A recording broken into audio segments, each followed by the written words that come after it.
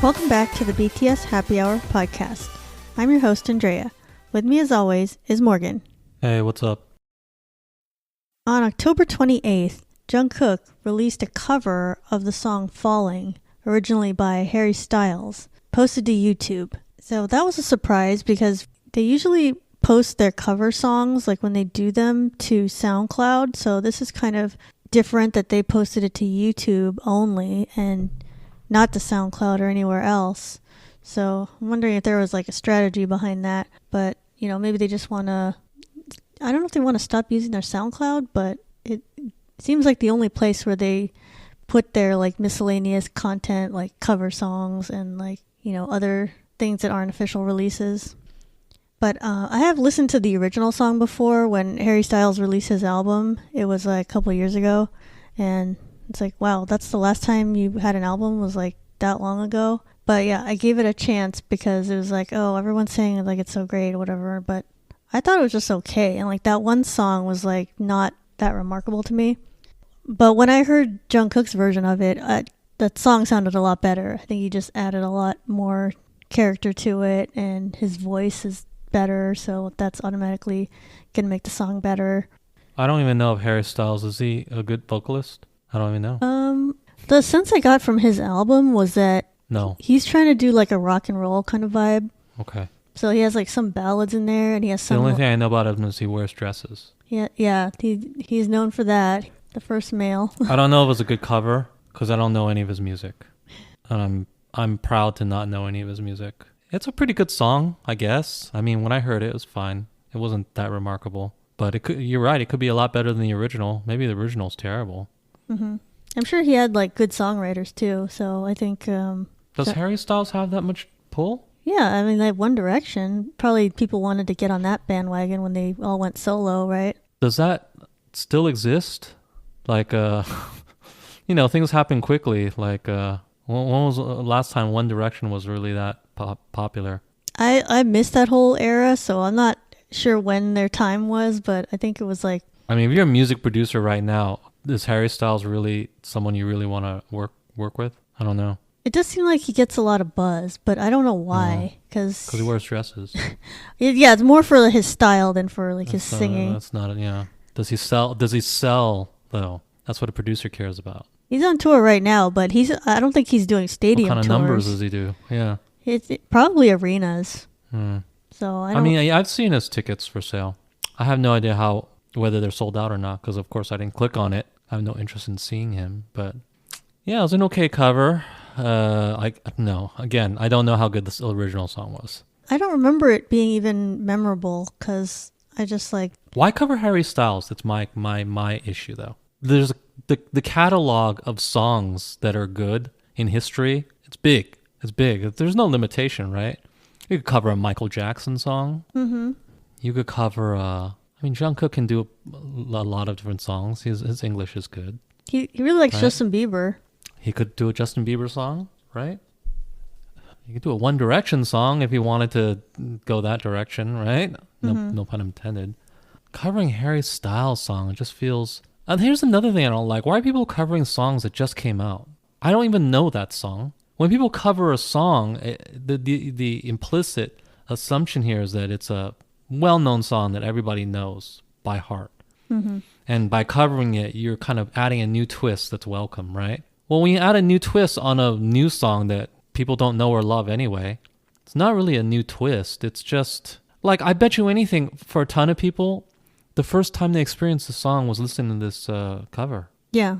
Well, that doesn't make sense then. That's like not the point of a cover. The point of a cover is to give a new twist to something that is well-known and loved, right? Like, I'm covering Whitney Houston, I'm covering Michael Jackson, I'm covering Journey or something like that. Mm-hmm. This isn't it. I don't know why people cover a new song. You know, well, if you're a nobody on YouTube, it makes sense because you want the hits because it's popular at that moment. But if you're a super popular artist, sometimes when you go to a concert, the artist will do a cover song at the end, maybe for the encore. Mm-hmm. And this can switch depending on their mood, so that's pretty interesting. It offers some added value for the concert. It's like you can't just get it on YouTube, right? But the songs they cover are always a classic that everybody knows. Usually at least 20 years old. Everybody knows the song. Everybody can probably sing it by heart, right? That's the type of stuff they cover. They don't cover a damn Harry Styles song. And especially, you're bigger than Harry Styles at the moment, right? Mm-hmm. Like BTS they're a bigger artist than Harry Styles. So what is the point of covering a lesser artist? BTS should cover like a titan of the industry, like a Michael Jackson, right? Mm-hmm. I hate to keep on you, or the Beatles or something, right? That's who they should be covering. Maybe they want to team up with Harry Styles. Well, if they wanted to team up with him, they would have just called him and asked him already. It's not like they don't have access to him. Well, because remember, Jungkook has covered like Charlie Puth's song before, and then like later on they performed together at an award show. So maybe they want to do like a special stage or something, or maybe a collab. They want to do that. Do you need to cover a song to do that? I guess maybe he just likes them, but I think it doesn't really fit the purpose of a cover song. Or it could also be like testing the waters. Like, what if the fans are like, "Oh my God, that would be so great if like BTS and Harry Styles did something." They just want to see like, is there a reaction? And I saw that this song, the original, re-entered the charts all because of this. So they definitely helped out Harry Styles with some streams or whatever.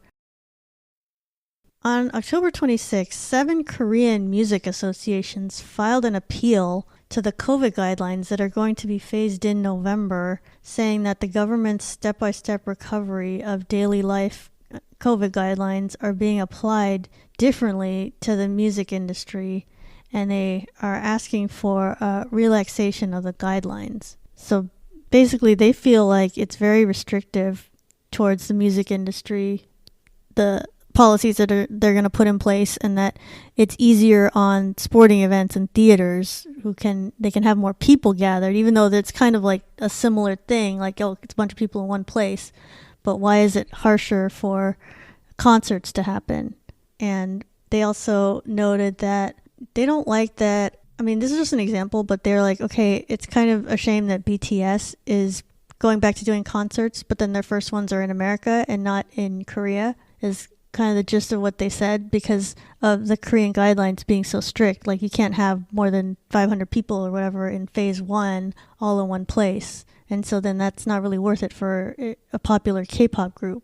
So I think that might be partly why concerts haven't happened in Korea yet. I guess they're very cautious right now. This phase 1 starts in November. It's only going to allow like 500 people in one place. And if they make it so that unvaccinated people can go, then they seem to have more rules for that. But I wonder why they aren't trying to just copy what SoFi Stadium is doing, or like other places where it's like, okay, you can either be vaccinated or you have to have a recent test done. Maybe they don't have like as much testing over in Korea as we do here. Well, I have no idea. That's totally up to the people in charge of that country. But are you saying it's totally different for the sports? How the same rules apply to the sports as far as I can see? They don't? Why can't the concerts do 50% capacity like the sports can? The music associations are trying to say that the 500 people limit applies to the music events and not the sporting events. Is that true? Sports venues will be allowed 50% capacity with sections of fully vaxxed people at 100% capacity. My question is, are they really being treated differently than the sporting venues? I was taking their word for it, but maybe it's because concerts have bigger venues than baseball. I don't know how big the baseball games are in Korea. Well, here baseball venues are 40 to 55,000. It's like the same places that are. Concert venues are smaller usually, 20. Yeah. Maybe it's because those are outdoors and some of their... Concert venues are generally indoors, yeah. Yeah, the concert ones have a closed roof, so maybe that's why the thinking behind having that more restricted. Well, I guess it is unfair in a way. If you accept the logic of, outdoors versus indoors, maybe it's not unfair. I don't want to get into it, but I think they should just all resume normal life. That's my opinion, but... I mean, there is an internal logic to the Korean policy if it's an outdoor versus indoor thing. I got the sense that they thought that, the government thinks that people are going to be more rowdy or more in each other's personal space at a concert versus a sporting event where I guess they think you're just going to sit there and watch. That's a weird rationale. Yeah, because the music association head was talking about the culture of cheering. Like he said that, people are just as intensely cheering at a baseball game as they are at a music concert. So people cheer at a sporting event. But yeah, that makes me think that the government is trying to say that people are rowdier at a concert and will be in each other's personal space or whatever and spreading germs. I don't agree. It's like, why would he say that otherwise? So yeah, the 7 music associations think that these standards are biased against music events. So of course they're going to argue that, and because they want concerts to happen, because the end of the year is really a popular time to do concerts, and they're kind of being suppressed. Of course they want concerts to happen. They're losing money all of this time. You understand, they're losing money. Mm-hmm. They can't even run their business. Yeah, it's very difficult. They can't even run their business because there's a 0.02% chance that you might die, right? And here's the other dumb thing. People who go to I'm going to assume most people who go to these concerts are under the age of 30, right? Right. People under the age of 30 and under no threat of COVID. Now, they could be a disease vector. They could spread it, sure. But they themselves are not really threatened by it. It does seem like by now everybody has been exposed to other people. I wouldn't say that, but the people who are going to these concerts are certainly not under threat. Yeah, and they're young. We're at a point where it's not hospitals are filled up and it's like an emergency kind of situation. Like people are still getting COVID, but it's just like, okay, well, if you get it, then, you'll deal with the symptoms. And if you have to go to the hospital, you go to the hospital, but it's not like filled up ICUs anymore, So I think like at some point you have to like move forward. Well, this is not, I don't know. Do podcasts get banned based on like COVID misinformation? You got to be careful what you say about this sort of stuff. I don't think they pay attention. They'd have to like play this file and then like listen to this portion. No, they don't. YouTube listens to, when you make a YouTube video, YouTube transcribes all of your words automatically. Oh, that seems like a lot of effort for them. There's no effort. It's automatic. How do you think the captions happen? If you click, there's a little thing you can click on YouTube that will say transcript. YouTube automatically uses a program to transcribe everything you say, even in real time. And certain words, you better believe they're flagged. Certain combinations of words, you better believe they're flagged. That's how you can get flagged in a stream. Because in real time, they know if you're talking about certain things they don't want you to be talking about. I don't think that that's the case with like podcasts, but I don't know. I'm also not in the tech sector, so I don't know what cutting edge methods people have to censor us these days. So I'm a little bit behind, honestly. But the whole YouTube creating a transcription in real time and flagging certain words, that's well known. That's old news. Yeah, I mean, I'm sure YouTubers they have to be careful what they say. A lot of them say we need to avoid saying certain words so we don't get flagged. But yeah, good thing I don't post this to YouTube. True. So I guess I only have to worry about like, is Apple Podcast gonna care what we're saying about COVID, or Spotify? I bet they do. They might, but it might take like someone. I bet they just don't have the tech to find out what you're saying. Yeah, it needs to be a continuous algorithm or something. Well, anyway, we didn't say anything about whether you should get vaccinated or not. We just said, hey, people should be allowed to have concerts. Yeah, and I mean, in the U.S., they've had football season, and they're not doing anything with the capacity. It's like, okay, people just go and attend these things, and so far that hasn't resulted in any like huge outbreaks. They take the data of like right after a game or whatever, and they look at that, and I don't think that creates any spike. So I mean, maybe they just want to be cautious in Korea. They don't want to start another outbreak, but I think it's okay to start moving forward now. So BTS has been nominated in 3 categories for the 2021 American Music Awards. The award show revealed that BTS is nominated for Artist of the Year, Favorite Pop Duo or Group, and Favorite Pop Song with their track Butter. And for Artist of the Year, they're up against some really big artists. So the other nominees are Ariana Grande, Drake, Olivia Rodrigo, Taylor Swift, and The Weeknd. And the AMAs are a fan-voted award, so all of these categories are going to be voted on, and that's how they figure out the winners. Although who knows if that's legit or not. I don't know what their accounting practices are.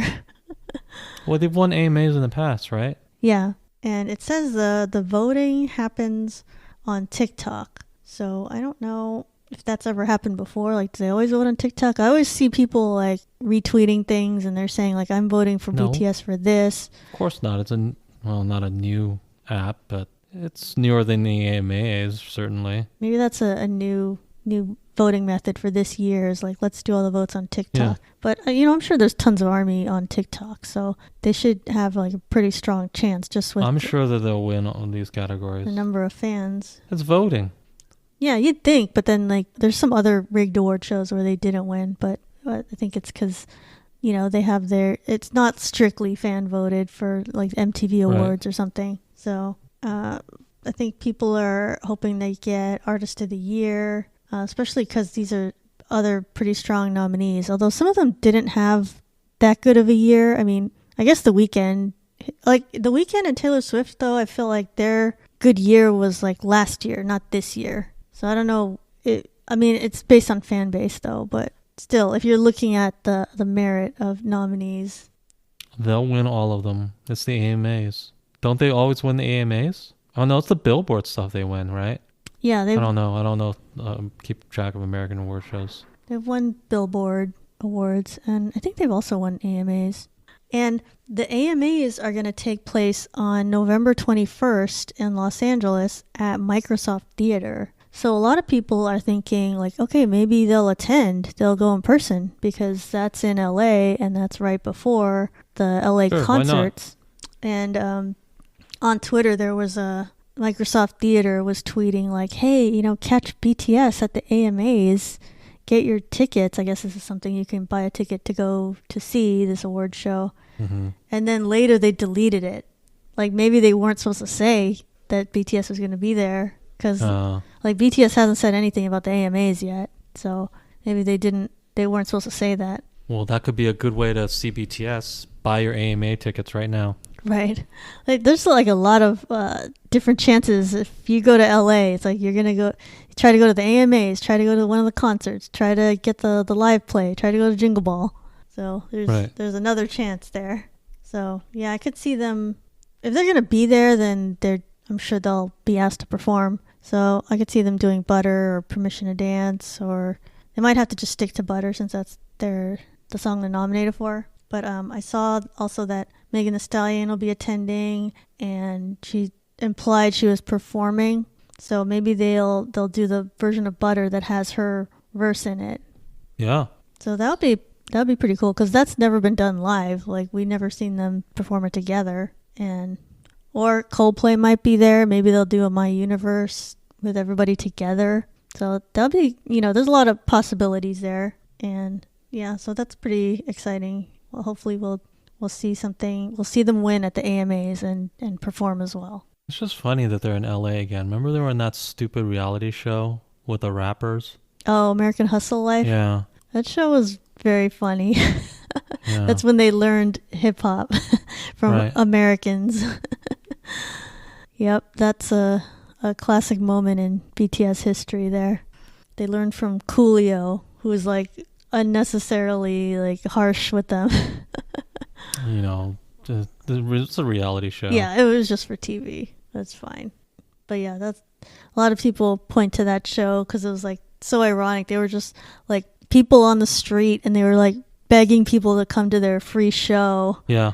And then now it's like, wow, they're performing stadiums and sold out. But that was so long ago. 2016. Or was it 15? It was like 13 or 14. Oh, well, okay. That is actually pretty long ago, I guess.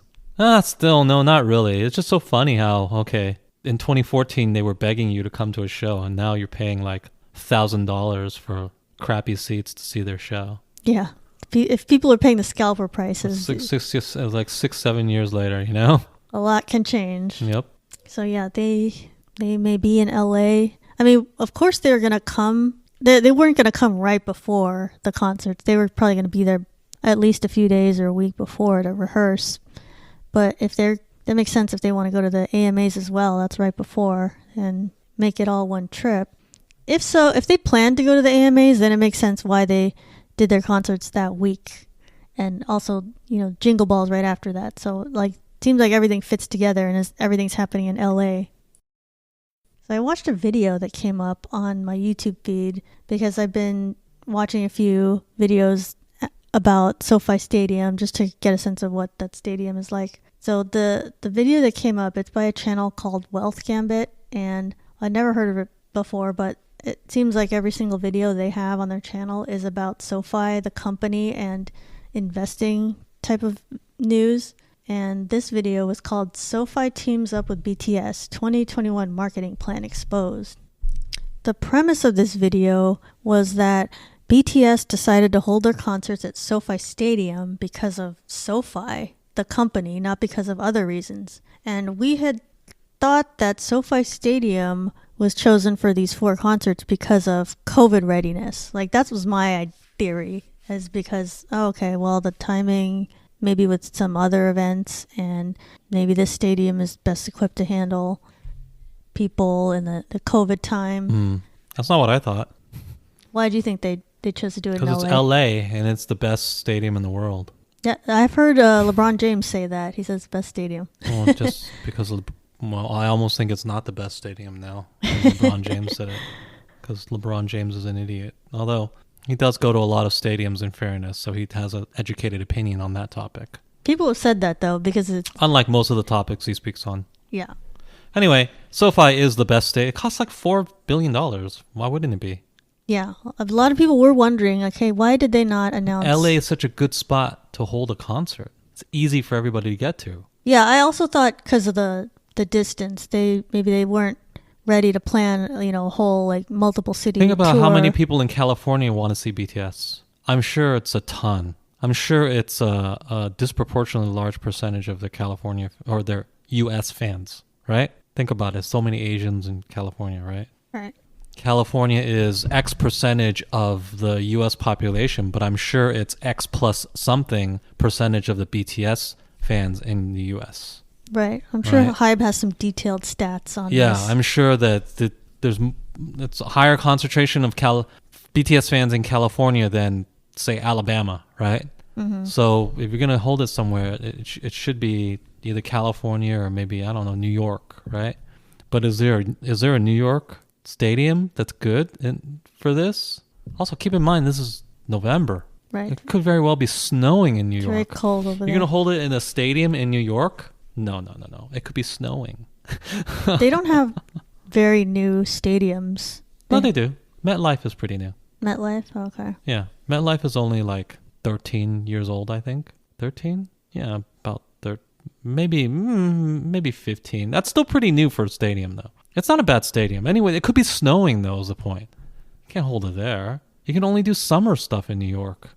So if you're going to do a November outdoor event, where can it be in this country? Nowhere where it snows, right? Nowhere where there's bad weather. So it's going to be like California or Arizona or Texas, right? Those are the only options you have. Right. Warm areas. So they can do LA, they can do Phoenix, they can do Dallas. Those are about the only options. So people were, when they made that announcement, people were questioning, why are they only going to LA, right? And of course, you want to stop in LA, but then normally a tour is multiple cities. And so, a lot of people thought, okay, well, maybe it's because they don't have that all settled yet. They don't have the order decided. They don't have enough stadiums yet. But now we know, because Coldplay is planning their tour, they have a bunch of dates at a bunch of stadiums, that's probably not the reason, that it's an intentional business decision then. So this video was saying that BTS may have some kind of deal with SoFi, the company, to promote them, and that's why they chose SoFi Stadium. And you wouldn't normally even say the name of the stadium in your announcement. You would just say, this is the such and such name world tour, and we're going to these cities, and then you say the cities, but you wouldn't say the name of the stadium. So this video was saying they must have some kind of deal with SoFi.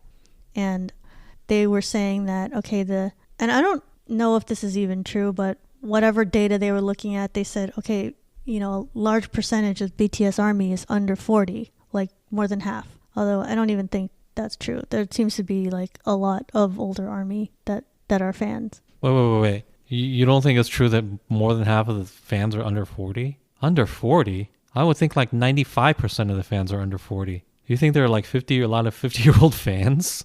Oh, wait, this is saying, okay, the data that this video was citing, they said 50% of BTS ARMY is under 18. Oh, under 18. And then 42% are, 18 to 20? Okay, that's like a large percentage for just 2 years. Well, it's an important 2 years. Or maybe this was like 18 to 29. That might be a typo. But then they said That's probably 18 to 29. Yeah. Nobody even does 18 to 20 as a category. Yeah, so 42% are 18 to 29 years old, and then 4% are in their 30s, 3% are in their 40s. Now, who knows if that's accurate? That seems a little bit skewed, very young. Well, who did the study? They're citing the Korea Herald, but we don't know how they collected that. Maybe it was just like a poll they took just on social media or something. Right. We don't know if it's a scientifically rigorous poll, but let's just assume it's accurate. But yeah, so the purpose of saying what the demographics are is that this video is saying that, okay, SoFi is looking for a younger demographic. Like people under 40 years old, they're most likely going to have student debt or they're in school right now. And so they could really benefit from using SoFi's services. So like, if you didn't know that, SoFi, they started out as student loan refinancing, and now they do, like every financial service. They have like banking and credit cards and crypto and like house loans. And like they do everything now, but I think their purpose was to just get their brand out there amongst BTS ARMY, and, just saying SoFi enough, it's like people are going to get familiar with what it is. They'll eventually like look it up and see what they do. So that was So this video is saying they chose SoFi because of the business relationship with SoFi. Yeah, and I don't agree. They think that no, they're trying to reach BTS ARMY.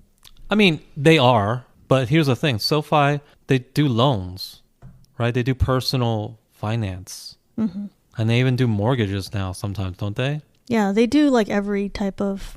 I haven't actually looked into a personal loan at SoFi because there was like a period of time this past year where I was looking for every bit of money, including like a home equity line of credit to leverage into crypto and just ape into it, which would have been it wouldn't have been a mistake actually. I would have made money, but it would have been reckless, so I didn't do it. So it's good that I didn't do it. No, that's actually bad I didn't do it because I would have made money. But the point is, I know what SoFi does, and yes, they do want to get in front of BTS fans, but not specifically them. They want to get in front of everybody. There's people who want to take out a personal loan to replace the countertops in their kitchen. Mm-hmm.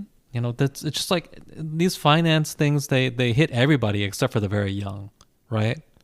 And in that way, it's a little bit of an inefficient target because some of BTS, a lot of them are very young. Like, there's nobody under 18 who's a customer of SoFi. Let's face it, right? And even 18 to 29, if you're 23, are you really going to be refinancing your student loan? You just took it out. You just took out the loan, right? It's not even a burden on you. It's not even an albatross for you yet, right? So you're not even a customer of SoFi until you're about 25, let's say, minimum. No, nobody under 25 is a real prime target of SoFi, I don't think. But it's still worth it to get into their heads because, well, as you grow older and then you are looking for a personal loan of some sort, you want the name in their heads, right? So it's worth it for them to get in everybody's head. But it's not like BTS fans are this specifically lucrative target for a finance company. I would say they're just a target, generically good. But all targets, I think, are generically good for them. It does seem like SoFi is growing very fast, and so they seem to have a lot of money that they want to spend promoting their brand. Like, that's why they bought the stadium naming rights, which, their name will be out there in front of like football fans and a bunch of like, right. general population. Right. They probably thought, this is another good strategy. Let's make sure the first BTS concerts, after COVID are at SoFi Stadium, and they even mentioned the name in their announcement video. It's like, that's really going to help us, 'cause that got a lot of views. So, yeah, I think they're helping to put the name SoFi out there. Like, people aren't just... They are, yeah. But I don't think that this is the reason why BTS chose LA. I think LA has its own merits and its own reasons to be chosen. Yeah. And I don't think it's about COVID either. If it was about COVID, they would have chosen like Florida or Texas, right? Right, a looser restrictions. They wouldn't have, it's about a convergence of different factors. Where your fans are concentrated, where there's the largest, best stadium that can handle it, where it's easy for your fans to go, right? Because it's not just for people of LA, it's for people all in the United States. Mm-hmm. And perhaps in North America, right? It's a hub. Where is it easiest to fly? Phoenix? No. LA? Yes. Right? It's just easier. It can handle all of this load. Mm-hmm. And SoFi is just a modern... It's the best stadium on earth. It was just built. It cost $4 billion. Mm-hmm. And here's another good sign about it. You mentioned Coldplay is doing their concerts all over the place. And I hadn't thought about this earlier. Because remember we were talking about why didn't BTS just do more dates? Mm-hmm. And I didn't consider this at the time when we talked about it before. But now I'm thinking about it. And I realize when I said they can't possibly play New York in November because it might snow in New York. And they can't do indoor stadiums because they're too big for indoor stadiums. They can't do MetLife in New York or New Jersey because it's going to have bad weather. You can't possibly play. All of the Coldplay stuff, it's in the summer, like when in typical outdoor stadium concerts, all scheduled for summer, right? Yeah, they're starting their dates in March and April. SoFi has, A, it's in California, so the weather probably be fine. And B, it's got a roof, so it's fine, right? What I think this means is that they're going to have a tour in the summer. Yeah. That's what I think. I think they're going to have a tour in the summer. Because otherwise, if they wanted to cram in, and they weren't anticipating being able to tour in the summer, if they wanted to cram in stuff right now, they would have downgraded to arenas, indoor stuff. Mm-hmm. that could happen. Like if they wanted to play New York, they would just go to one of the many indoor arenas, right? Uh-huh. Like where the Nets play or whatever that place is called, Barclays or something. They don't want to do that, obviously, because they'd rather play larger venues. Yeah. But the fact that they're not bothering with that right now leads me to believe that they do have a summer tour planned. Yeah. And I bet you anything, if they have it, it's going to be announced soon because, you got to reserve your spots. Other people are taking up spots right now. Yeah. Like there's other tours happening, and they're dealing with all their reschedules too. So they're sorting out all the things that have been postponed and delayed, right? Mm-hmm.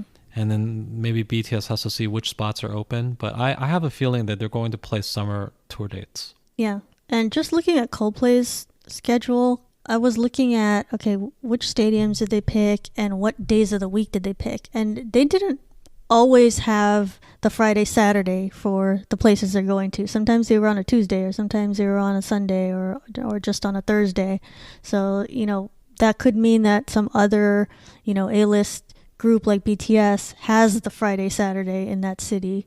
Like they've already booked it. Well, you don't know. Was it booked by something else already though? No, I don't know. You just know Coldplay didn't, right? Yeah, Coldplay doesn't have. Maybe Harry Styles has those. No, just kidding. He doesn't do stadiums. Yeah, there's only a few other acts that would be. Maybe the Rolling Stones also playing stadiums. Are the Stones touring this summer? Yeah, they're touring right now. In stadiums? They only do stadiums. Yeah, they're playing at SoFi. They've just performed at SoFi last week or something. Yeah, but for the summer dates that are kind of near Coldplay dates. I don't think they're going that long. I saw Red Hot Chili Peppers are touring. They're doing a stadium tour. Yeah, they are.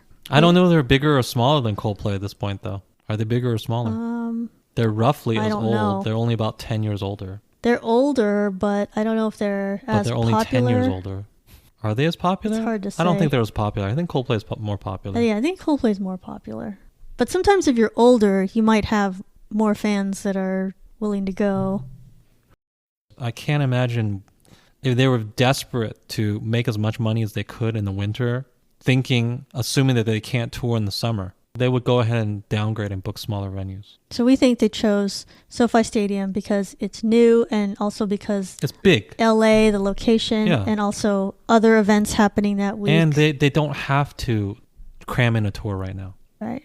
One would look at the SoFi dates and say, oh, wow, you announced them so quick. And then it's, right before it's happening pretty much, right? And it's only 4 dates in one city. Is that all you're doing for the entire year? If the answer was yes, I would imagine that they would have crammed in a lot of other dates at smaller venues. They can sing at smaller venues. It's not like they're incapable of it, right? And they would try to make as much money as they could if they felt like their only window was concert dates in this winter. Fall and winter, right? Mm-hmm. They only chose 4 dates in LA. That leads me to believe that they are not worried about cramming stuff in. They think they have the ability to make money in the summer, and they're going to. Yeah. That's what it leads me to believe. And also, we were worried about, it's so up in the air whether or not you can even tour in the summer. But then I've seen so many dates for Chili Peppers, for Coldplay since then. That leads me to believe that it's no problem scheduling stuff in the summer. It's fine. These places are open. If they're open for BTS too. Yeah. I also think the end of the year, I didn't really consider this, but the end of the year for K-pop groups, they often are committed to doing these award shows. So maybe they have a lot of those kind of commitments and didn't want to put tons of concert dates there, but they did want to maximize what they could do in LA. They're comfortable with their earning potential in summer, even though they haven't told us about it yet. They don't need to rush out and then go to the, any place that is open right now. No. So if you haven't gotten a ticket for these dates in LA, just sit tight. I'm pretty sure that they'll have a lot of dates real soon. Yes, I agree. And on the same channel, they had other videos, and I've also seen the SoFi website that, like, if you're a member of SoFi, as in you have a card with them or you have an investment account with them or, whatever one of their services is, if you've signed up with SoFi, you can get benefits at the stadium. So I don't know if that's something that BTS Army, if you're going to one of the concerts, might be something you want to look into, because the benefits sounded kind of decent. It's like you can go to the express lines at the stadium. Like, who knows how long those lines are going to be. Maybe being a SoFi member, you can like skip ahead. And what do you have to do to be a member? I guess you start an account with SoFi of some kind. I don't know if that's would cost you money or not. I didn't try to do it, but it sounds like if you sign up for something of one of their services, you would have access to that. But some of them, it sounded like sign up to an account. It sounded like some of them wouldn't be that expensive. Like one of it was just like checking your credit score or whatever. Do they do a hard pull on your credit? I mean, that's like the same thing as any of those other sites. Like not all sites do a hard pull. Yeah, I'm trying to think of what's the like Credit Karma. Like an account like that with SoFi where all they do is like, oh, let me check what your credit score is and give you like advice on that. Like maybe that wouldn't really cost that much or anything. So it might be worth it to see like what's the lowest cost thing you could sign up for just to get these benefits. So what are the benefits? It says you can get into express lines at the stadium. I don't know for what, but maybe like concessions or things like that. That is worth it. You can get 25% cash back if you use a SoFi money card or credit card. So in that case, you have to sign up for one of their cards. But, 25% cash back, that's like a lot of cash back, because other cards, it's usually like, 1, 2, 5% cash back on things. But 3, 4 at most. Yeah, but I guess they can make it high because it's very specific. It's like if you use it at the stadium, right, then you'll get 25% cash. Those things back. are so overpriced anyway. Yeah. You're probably getting like whatever the real price is. This is 25% off. And let's see, you also get access to the SoFi member lounge on level 4, which that might be kind of cool. I don't know if that's a fancy bar or lounge, but maybe if you have time before the concert, you could like chill there. It also says bag check reimbursement. So if you have to check a bag in at the stadium, that costs money. But if you're a SoFi member, you could get that fee back. So I'm signing up for it right now, literally. As we speak, you're signing up for it. it asks me questions like they're a brokerage. Like I can buy stock through this. Well, you've signed up for many types of services before, so... It asks for a social security number. Oh, okay. So you got to be willing to... Yeah, who cares? I don't care. Provide some info. And yeah, so you might consider that if you're going to SoFi Stadium and you want to get some additional benefits here, it might be worth it to be a member of SoFi, use one of their services. Oh, yeah. The commission free. Yeah, you can buy stock. Yeah, they have a stock service. It's similar to Robinhood. That's what people would be familiar with. That lets you buy stocks and you do your own trading, personal trading. So yeah, I mean, that's a good idea then if people are going to the concert, they want to use these benefits, and then SoFi has succeeded in getting you to get to know their products and spread you just have to have an account and buy some stock. No big deal. I've done that with tons of apps. What are the benefits again? They're like, hey, you want to buy Tesla? No, not right now. That's a terrible idea. Get into the express lines at the stadium, 25% cash back, access to the SoFi member lounge, and bag check reimbursement. Member lounge? Okay. Well, this is worth it. I highly recommend you do this. And there's no fees, and you can buy stock here, I guess. Yeah, I noticed that a lot of SoFi services aren't... You can buy crypto here too. Wow. They don't have a huge fee. Don't buy or any crypto fee. here though. They're trying to get into that too. You know, they want to offer everything. I highly recommend this, and especially if you don't know very much about investing, then this is something you should learn. Even if you just put like $100 in, this is something you should get into. Assuming you're American. Just give it a try. I believe this is for Americans, right? Give it a try, because probably not enough people have... Like, a lot of people live paycheck to paycheck. Like, they only have just enough money for the immediate future. But it is a good idea to kind of assess your finances and try to plan ahead. And maybe SoFi can be the way to do that for you. Maybe. Or it can just lead you to speculate on very risky crypto or whatever. Who knows? You buy a bunch of Dogecoin with it. Well, I don't know if it's... Yeah, who knows? People have gotten rich on risky stuff. Who knows? Yeah, things that people shouldn't do, people have gotten rich on, you know? Well, that's the case always. They've done some crazy moves. There's another dog coin, Shiba. It's gone up like 1,000%. 1,600% actually, maybe. I might even be lowballing it. Wow. But I would recommend downloading this. I got it. I'll add the stuff, so... Cool. I'll open an account. Do I have like get $100 bonus in your account when you set up direct deposit? Okay, yeah, I'll do it. You're like, sure. And there's also a SoFi Stadium app, which is completely separate from this, but it just gives you information about the stadium, and if you put in like where your seat is, it tells you the things that are in proximity. So that would be useful too, because it'll tell you like, here's where the closest bathroom is, or here's where this different concession stand is. And that's also something I found out that is available. And I think every stadium does that now. They have an app, and it gives you like anything you need to know, any question you have, like what is the bag policy, or where do we park, or how much does that cost? Answers things like that. So yeah, so look into the SoFi financial app and then look at the SoFi Stadium app.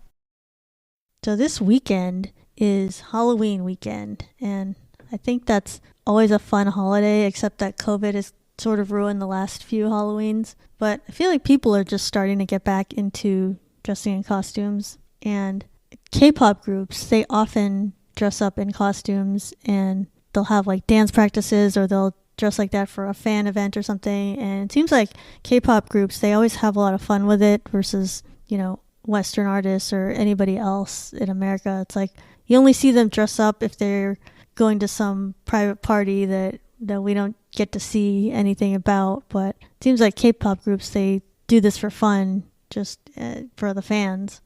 And BTS has had a lot of Halloween costumes before, and most of these were like in their earlier years, which they put up, you know, dance practice videos, or they'd all be in costume. Like the first one I remember is the Go-Go dance practice, where they were Snow White and the Seven Dwarfs, and then the beginning of that video was them trying to figure out, okay, who's going to be Snow White, and then it ended up being V. I guess he lost out on however they figured that out. So that's probably the memorable one for me. And so you found an article that showed like all the costumes they wore before. They've actually done a lot of costumes, and it was like some videos I haven't even seen before. So that was pretty cool. They haven't really done that the last few years. They just did like some photos the last 2 years, I think. Having some like basic Halloween props. But that's still fun. And I always think it's funny when K-pop idols, they dress up as something like really simple, like, oh, I'm a cabbage or I'm a carrot or something. Or I saw this year twice somebody dressed up as ramen. I was like, thought that was pretty funny. The noodle? Mm-hmm. Wow, interesting. Yeah, Halloween's fun. I don't know, like, do people celebrate in foreign countries Halloween? I think they do. I think I saw a special one time that said they really celebrate Halloween in Japan. Does that surprise you? It doesn't seem like it would be interesting to them. It's from Europe. You understand that, right? And then in America, obviously, where the U.S. is a kind of a, European colony. So, of course, we celebrate it. But they celebrate it in Japan. They like it. I think. Though I don't live in Japan. I don't know for sure. But, well, at least they celebrate it some. I don't know if it's super popular there, but some people celebrate it. Mm-hmm. They get dressed up. I think it's just, it travels and, because it's fun. It's fun, so people do it. I bet you, I think we all know what the most popular costumes are going to be this year. Like the most popular show, it's Squid Game. Yeah, of course, Squid Game. And the reason that's a good costume is because to have a good costume, it needs to be something that people instantly recognize. And that show I guess it's the #1 show ever at Netflix. And it also has some very distinct outfits. So that makes it very easy to recognize. So like anybody's wearing a green tracksuit or the red jumpsuit, or if they dress like the doll, that's going to be very easy to recognize. So I think that is a very good costume that probably you'll see a lot of that weekend, Halloween weekend.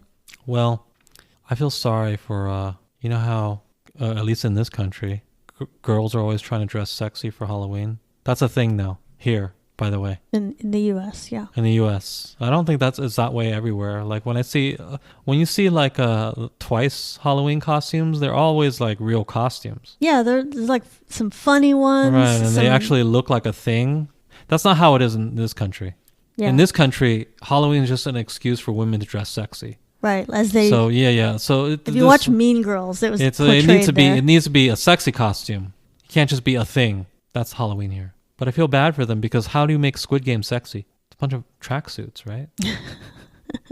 You can't really make it that sexy. You could have, instead of like a white shirt under the suit, it could be like I guess you could, but you can see how it'd be more difficult, swimsuit right? top or something. It's more difficult, right? Yeah, so if BTS was going to dress in costumes this year, I think Squid Game would be a good one for 2021 if they did that. Or, other Korean things I guess they could do. I don't know what the other popular K-dramas or things like that have been. I think it would be funny if one day they dress like each other. Like, they all dress in their own style, so I think that could work. Like, somebody could put on, like, some fake muscle padding and dress up as RM or something. Or, someone with, like, a hip-hop kind of outfit and a bucket hat. It's like, okay, that's J-Hope. You're dressed like him. Well, there's 7 of them. I saw they did 7 dwarves, so they can do the 7 thing. Mm-hmm. They can do 7 samurai. Oh, that's a good idea. I know it's an old film, but it's, one of the best films ever, so. I was going to say maybe they should dress like BT21, like their counterparts, but not just putting like the foam costumes on, because that'd be too easy. Then it would just look exactly like it. But like just try to make their faces look like that with makeup. Mm-hmm. So like Jimin look like Chimmy and so on. Or they could all do like superheroes and villains. Like I think it's good if there's a theme when it's like a group of people. They could do the Avengers or something. Yeah. And a lot of times when they've done costumes in the past, it's just like everybody seems to pick all different ones. But yeah, maybe they should try to do all the same theme. They could all do superheroes and villains, or they could do like all horror ones, like the classic ones, like vampire, witch, and mummy. things like that. So yeah, hopefully they do something for Halloween this year. I haven't seen any like photos or anything, but you know, maybe they'll release a video or something and they have done something with costumes. Thank you to our guest, Morgan. You can listen to BTS Happy Hour on Amazon Music, Spotify, Apple Podcasts, and other podcast platforms, or visit btshappyhour.com. If you like the show, please take a moment to rate, review, and subscribe. New episodes weekly. Follow us on Twitter, Instagram, Facebook, and Weverse. If you've listened all the way to the end of the episode, comment with a pumpkin emoji on our latest Instagram post. Until next time, this has been the BTS Happy Hour. Thanks for listening, and remember, make every hour a happy one.